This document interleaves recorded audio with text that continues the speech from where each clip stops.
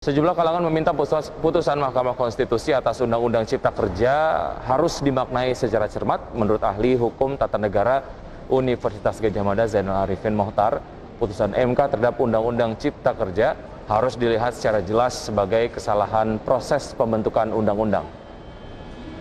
Ya, Zainal menyebut dalam amar putusan MK yang menyatakan Undang-Undang Cipta Kerja bertentangan dengan UUD 45 menjadi bukti pembentukan undang-undang tersebut cacat formil sehingga butuh perbaikan.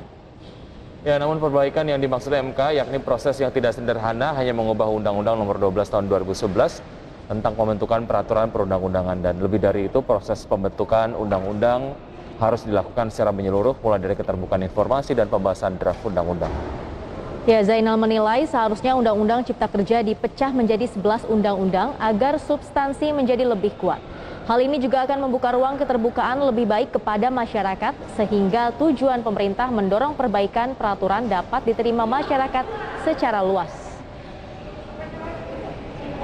Nah, tetapi tahapan itu harus diulang secara keseluruhan, ya, karena partisipasi, lalu kemudian proses penyusunan supaya tidak melanggar Undang-Undang 12 2011 itu dilakukan, sampai kemudian di ujungnya dilakukan pembahasan dan persetujuan bersama, tidak ada lagi pelanggaran, baru kemudian dilakukan pengundangan. Apakah itu memakan waktu lama? Ya, itulah sebabnya menurut saya kenapa MK memberikan waktu 2 tahun.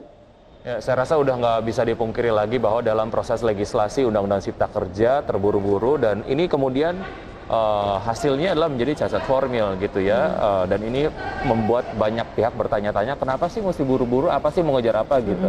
Ini sebetulnya harus jadi pelajaran untuk semua pihak gitu ya, kalau dalam formulasi sebuah kebijakan, dalam proses legislasinya harus dilakukan secara hati-hati dan dipastikan mendengar semua pihak gitu, jangan kemudian hanya memihak pihak lain aja gitu ya, ataupun salah satu pihak aja. Oke, jadi memang UU Cipta Kerja ini kan turunannya juga banyak ya. Jadi mungkin ada beberapa yang harus diperbaiki terlebih dahulu, dan benar seperti yang Wiki sampaikan, harus mendengar suara dari berbagai pihak. Jangan hanya mementingkan 1-2 pihak saja, tapi kan lebih enak kalau semuanya ngerasa lebih fair gitu, Wiki ya. Kita tunggu ya nanti hasil perbaikannya seperti apa. Semoga hasilnya bisa lebih baik lagi ke depannya.